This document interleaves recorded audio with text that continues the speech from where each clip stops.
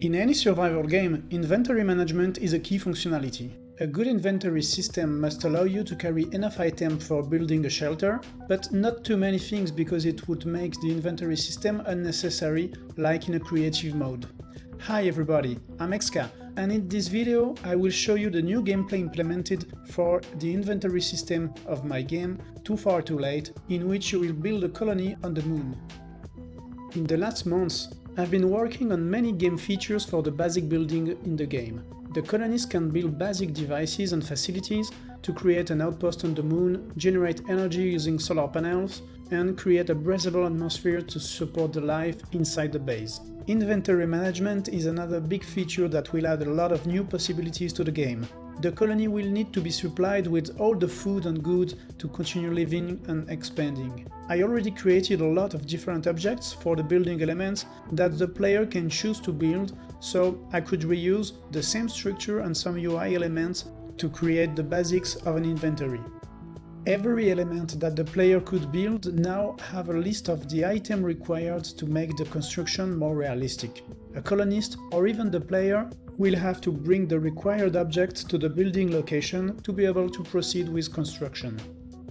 The player will thankfully start their colony with a lander full of different items that will be used in the construction. For every element to be built, the colonist will need to have all the required objects in his inventory.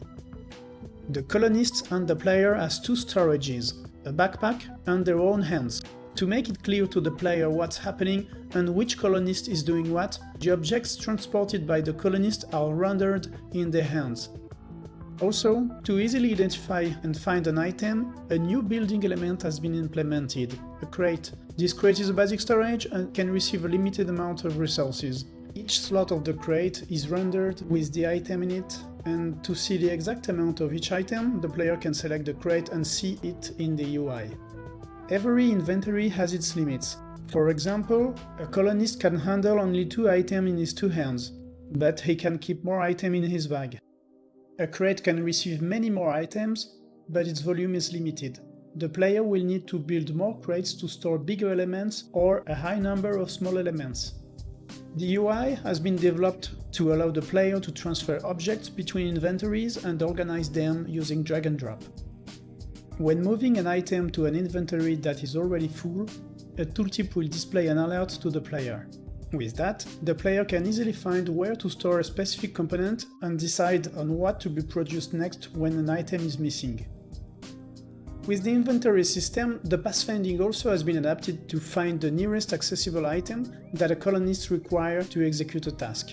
The whole task system is using this new pathfinding to get the nearest task accessible by a colonist instead of just picking any random task. This improvement makes the colonist behavior more logical to the player. For example, when a colonist is in the middle of building a wall, he is more likely to continue building the wall nearby instead of picking another task far from the base. The inventory system is a key component for the next features of the game. As I detailed in my last devlogs, farming will be implemented in the game and the colony will have to maintain a greenhouse. The greenhouse will create oxygen to support life and food for the colonists and even for trading. Since the atmospheric simulation has already been implemented, many components will be used for the survival gameplay. The plants will need water and carbon dioxide, the colonists will need water and oxygen, so all the gameplays will be linked together. This means that the player will have to manage all these needs in order to keep the colonists alive. If you have great ideas for gameplay that you think could be included in the game, or if you want to be kept in the loop about when a demo of the game is available, don't hesitate to join my Discord server. I hope you liked this video. See you in the next one!